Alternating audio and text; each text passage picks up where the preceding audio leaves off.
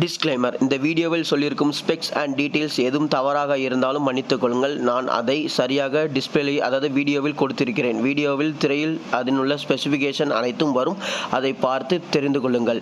அதனால் வீடியோவில் எதுவும் குறை இருப்பின் மன்னித்துக் கொண்டு இந்த வீடியோவை பார்த்துவிட்டு உங்கள் கருத்துக்களை கமெண்ட் பண்ணுமாறு தாழ்மையுடன் கேட்டுக்கொள்கிறேன். நன்றி. realme 12 Pro Plus launched in India. But இந்த ஃபோன் வந்து 30,000 வருமா அப்படிங்கிறத ஒரு சந்தேகம். ஏன்டா அப்படி சொல்கிறேன் அப்படின்னு கேட்டிங்கன்னா, நிறைய கேமரா ஃபீச்சர்ஸ் கொடுத்துருக்காங்க. இதில் இருக்கிற அந்த சென்சாராக இருக்கட்டும், இதில் யூஸ் பண்ணியிருக்கிற டெக்னாலஜியாக இருக்கட்டும், கிட்டத்தட்ட 50,000 ஃபோனில் இருக்கிற சென்சார்லாம் இதில் கொடுத்துருக்காங்க.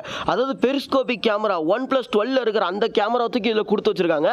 அந்த அளவுக்கு பர்ஃபார்மன்ஸ் பண்ணுதான்னு கேட்டால் கண்டிப்பாக பர்ஃபார்மன்ஸ் பண்ணுது. 30,000 வந்துச்சுன்னு வைங்களேன், இந்த ஃபோன் சும்மா பங்கம் பண்ணிடும். அப்படி என்ன கொடுத்துருக்காங்க அந்த ஃபோனில், வாங்க இப்போ அதை பற்றி தான் பேச போகிறோம். யூ வாட்சிங் #தமிழ். I am ஹரியாகாஸ். இப்போ தான் அந்த சேனலுக்கு புதியவராக வந்திருந்தீங்கன்னா அந்த லைக் ஷேர் சப்ஸ்கிரைப் பண்ணிட்டு வாங்க வீடியோக்குள்ளே போய் அதை போய் பார்த்துடலாம்.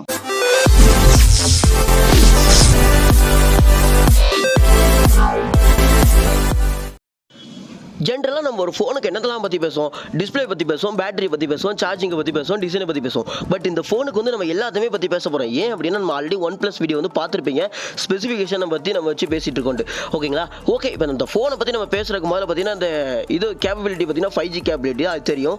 ரிலீஸ் டேட்டை பற்றி நான் பேச விரும்பல. ஏன் அப்படின்னா, அந்த ஃபோன் வந்து நான் பேசிட்டு இருக்க டைமில் பார்த்தீங்கன்னா லான்ச் ஆகிட்டு. ஓகே, இந்த ஃபோனோட டைமென்ஷனை பற்றி நம்ம இப்போ பார்க்க போகிறோம். டைமென்ஷன் பார்த்தீங்கன்னா 8.8 mm திக்னஸ் கொடுத்துருக்காங்க. கிட்டத்தட்ட அதாவது 196 கிராம் கொடுத்துருக்காங்க. வீகர் லெதர் பேக் வச்சிருந்தாலுமே 196 கிராம்ங்கிறது என்னை பொறுத்த வரைக்கும் கொஞ்சம் அதிகம் தான். 5000 mAh பேட்டரி அப்படிங்கிறனால மனசு தேத்திக்கலாம். ஓகேங்களா? சரி, ஓகே, இப்போ இதை விட்டுலாம். அதுக்கடுத்து நம்ம பார்க்க போகிறது பார்த்தீங்கன்னா டிஸ்பிளேன்னு பற்றி பேசல பார்த்தீங்கன்னா 6.7 inchesக்கான AMOLED டிஸ்பிளே கொடுத்துருக்காங்க. 120 Hz ரெஃப்ரெஷ் ரேட். இதோடைய பீக் பிரைட்னஸாக 950 nits தான் ஹையரஸ்டாகவே பீக் பிரைட்னஸ் வந்து போகும்.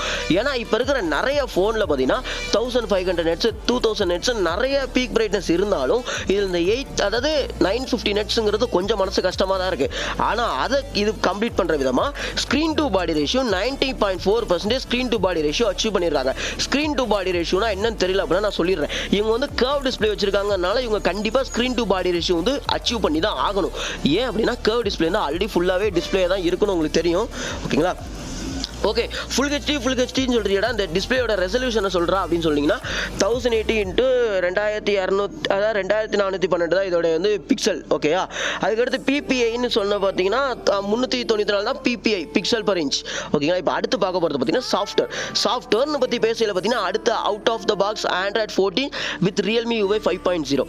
இவங்க சாஃப்ட்வேர் அப்டேட்னு பற்றி பேசல, இவங்க வந்து 2 வருஷம் ஆண்ட்ராய்டு அப்டேட்டும் 3 வருஷம் செக்யூரிட்டி பேட்ச் அப்டேட்டும் தருவேன்னு சொல்றாங்க. பட் இந்த ஃபோனுக்கு எவ்வளோதான் கொடுப்பாங்களா அப்படிங்கிறதா எனக்கு தெரியல. சரி, ஓகே, அதை பற்றி நம்ம பேச வேண்டாம். ஓகேங்களா? இந்த ஃபோனில் realme 11 Pro Plus-ஓட டவுன் கிரேடாக பண்ண ஒரு விஷயம் தான் ப்ராசர் பர்ஃபார்மன்ஸ்னு பற்றி பேசையில் பார்த்தீங்கன்னா Qualcomm Snapdragon 7S Gen 2 கொடுத்துருக்காங்க.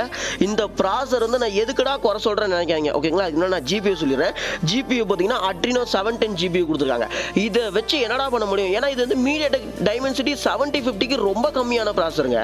அதில் கூட AnTuTu ஸ்கோர் பார்த்தீங்கன்னா 7,50,000 இருந்துச்சு. இதில் பார்த்தீங்கன்னா 6,50,000 தான் வருது. அதனால் இந்த ஃபோன் வந்து ப்ராசஸருக்கு நீங்கள் கேம் பிளேக்குன்னு வாங்குறீங்க அப்படின்னா கண்டிப்பாக அந்த ஃபோனை வாங்காதீங்கன்னு தான் சொல்லுவேன். ஓகேங்களா? இல்லை மைக்ரோ SD கார்டு சப்போர்ட் பார்த்தீங்கன்னா நோ தான், 2 நேனோ சிம் தான் ஆல்ரெடி சொல்லியிருந்தேன். ஓகேங்களா? அதனால் இப்போ நம்ம ஸ்டோரேஜ் பார்த்துடலாம். அதாவது 128GB variant 8GB RAM, 256GB variant 8GB RAM, 256GB 12GB RAMனு சொல்லிட்டு எல்லாமே வேரியண்ட் கொடுத்துருக்காங்க. ஓகே, இந்த ஃபோனில் நான் முக்கியமாக முதல்ல பேசினது கேமரா தான். கேமராவில் அப்கிரேட் பண்ணியிருக்காங்கன்னா கண்டிப்பாக அப்கிரேட் பண்ணியிருக்காங்க. என்ன அப்கிரேட் பண்ணியிருக்காங்க? 50 MP சோனி அதாவது சோனி IMX 9 அதாவது 890 சொல்லிட்டு ஒரு சென்சார் கொடுத்துருக்காங்க. இந்த சென்சார் பார்த்தீங்கன்னா அப்பச்சர் பார்த்தீங்கன்னா 1.8 லென்ஸோட பேர் பண்ணி கொடுத்துருக்காங்க. இது அதுக்கப்புறம் பார்த்தீங்கன்னா 64 MP 3x பெரிஸ்கோபிக் கேமரா கொடுத்துருக்காங்க. இது பார்த்தீங்கன்னா 2.8 அப்பச்சரில் கொடுத்துருக்காங்க. அதுக்கப்புறம் பார்த்தீங்கன்னா 8 MP கேமரா கொடுத்துருக்காங்க. இது வந்து 2.2 அப்பச்சரில் கொடுத்துருக்காங்க. இந்த அப்பச்சர்னா என்னன்னு தெரியல, நான் அதுக்கு வந்து தனியாக ஒரு வீடியோ போடுறேன். ஓகேங்களா? இதை இவ்வளோ தூரம் கேமரா சென்ட்ரிக் ஸ்மார்ட் ஃபோனாக கொடுத்தாலும் 4K 30 FPS தான் வீடியோ எடுக்கிற அளவுக்கு கொடுத்துருக்காங்க. அட்லீஸ்ட் ஒரு 4K 60 FPS ஆச்சு கொடுத்துருக்கலாம் அப்படிங்கிறது என்னோட ஒப்பீனியன். நீங்கள் என்ன நினைக்கிறீங்க? மறக்காம கீழே கமெண்ட் பண்ணுங்க. ஓகேங்களா? செல்ஃபி கேமரான்னு பற்றி பேசல பார்த்தீங்கன்னா 32 MP செல்ஃபி கேமரா கொடுத்துருக்காங்க. அப்பச்சர் பார்த்தீங்கன்னா 2.4 அப்பச்சரில் கொடுத்துருக்காங்க. இதில் பார்த்தீங்கன்னா நம்ம வந்து என்ன பண்ணிக்கலாம் அப்படின்னா 1080p 30 FPS அது எல்லாமே உங்களால் வந்து வீடியோ வந்து எடுக்க முடியும். ஓகேங்களா? அதுக்கப்புறம் பார்த்தீங்கன்னா அந்த ஃபோனை பற்றி பேசுறதுக்கு ஒன்றுமே இல்லை. 3.5mm ஜாக் வந்து ஒன்றுமே கிடையாது. Wi-Fi 6 ப்ளூடூத் 5.2 கொடுத்துருக்காங்க. அதுக்கப்புறம் NFC வந்து வெளிநாட்டில் உள்ளதுக்கு கொடுத்துருக்காங்க, நம்ம கொடுக்கல. டைப் சி போர்ட்டுன்னு பார்த்தீங்கன்னா USB 2.0 போட்டு தான் கொடுத்துருக்காங்க. டைப் சி 2.0 போட்டு தான் கொடுத்துருக்காங்க. அதுக்கடுத்து ஃபிங்கர் பிரிண்ட்னு பார்த்தீங்கன்னா under display finger print scanner தான் கொடுத்துருக்காங்க. ஓகேங்களா? 5000 mAh பேட்டரி கொடுத்துருக்காங்க. கிட்டத்தட்ட போன தடவை Realme 11 Pro Plusல பார்த்தீங்கன்னா 5000 mAh பேட்டரியும் 100 வாட் ஃபாஸ்ட் சார்ஜரும் கொடுத்துருந்தாங்க. ஆனால் இந்த வாட்டி 5000 mAh பேட்டரியும் 67 வாட்ஸ் தான் சார்ஜர் கொடுத்துருக்காங்க. இது நீங்கள் வந்து 0 to 100 சார்ஜ் பண்ணுறதுக்கு கிட்டத்தட்ட 1 hour ஆயிரும். ஓகேங்களா? ஓகே, இந்த ஃபோனை பற்றி பேசுறதுக்கு வந்து வேற ஒன்றுமே கிடையாது. இதில் வந்து 3 கலர் வேரியன்ட் இருக்குது. ஒன்று பார்த்தீங்கன்னா ப்ளூ கலர், இன்னொன்று ஒயிட், இன்னொன்று பார்த்தீங்கன்னா ரெட் கலர்னு சொல்லிட்டு 3 வேரியன்ட் இருக்குது. இந்த ஃபோன் 30,000 ஒர்த்தான்னு கேட்டிங்கன்னா என்னை பொறுத்த வரைக்கும் நான் இல்லைன்னு தான் சொல்லுவேன். ஏன்டா அப்படி சொல்கிறேன் அப்படின்னு நினச்சிங்கன்னா, இதோட நிறைய ஃபோன் இருக்குங்க. ஓகேங்களா? இந்த ஃபோனோட ஹானஸ்டான ரிவ்யூ உங்களுக்கு பிடிச்சிருக்கா? இந்த ஃபோனை வேற என்ன, இந்த ஃபோனை பற்றி நீங்கள் என்ன தெரிஞ்சுக்கணும்னு நினைக்கிறீங்க? மறக்காம கீழே கமெண்ட் பண்ணுங்க. நம்ம சேனலுக்கு புதுவீராக வந்தீங்கன்னா சப்ஸ்கிரைப் பண்ணிட்டு சப்போர்ட் பண்ணுங்க. இந்த ஃபோனுக்கு 30,000 வரும். வந்துட்டு அப்படின்னா நான் பிரைஸ் வேரியன்ட் பார்த்தீங்கன்னா டிஸ்கிரிப்ஷனில் அப்டேட் பண்ணுறேன்.